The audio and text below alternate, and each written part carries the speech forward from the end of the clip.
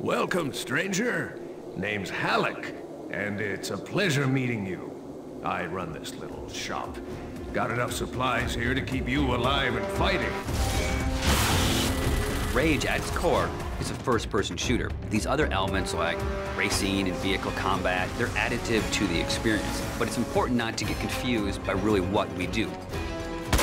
We're id, we make first-person games. You know, when you pick up the shotgun and you shoot a bad guy, you know what to expect.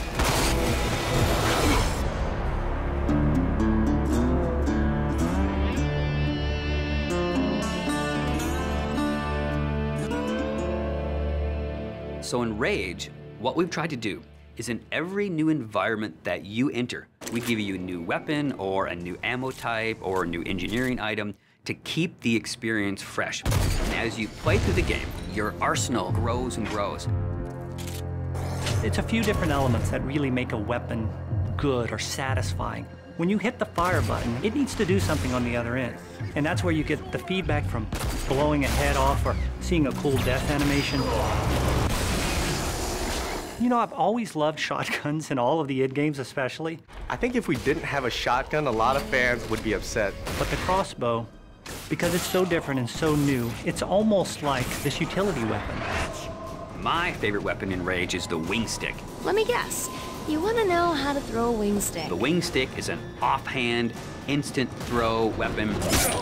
The wing stick is such an iconic weapon. It's this bladed death boomerang, and it has like a smart nano targeting core is some of the mythos that we've built into it. And if you time it right, you can chop the heads off the mutants with it.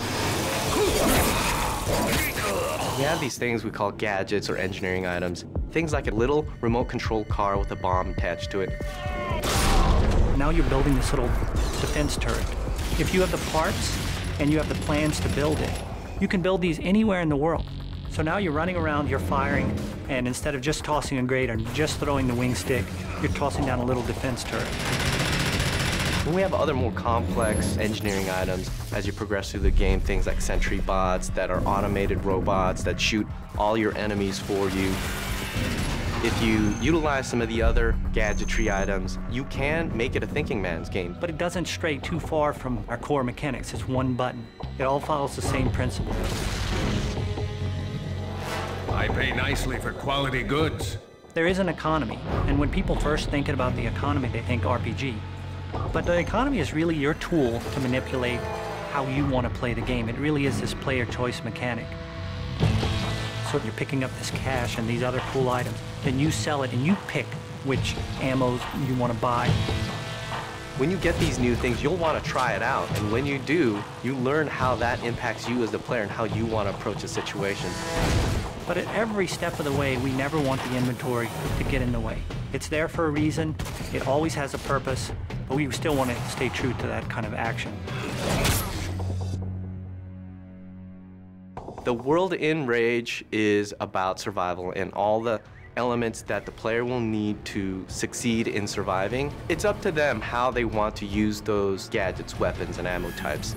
Along with the action shooter experience role that we intend for the player to take, we create these different options in the gameplay when you get into an area with all these various implements of death.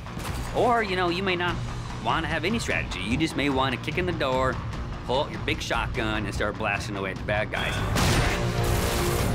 We really give players the opportunity to engage the enemy AI in the way that's best for them. And we feel that that adds a lot of life and replayability to the game.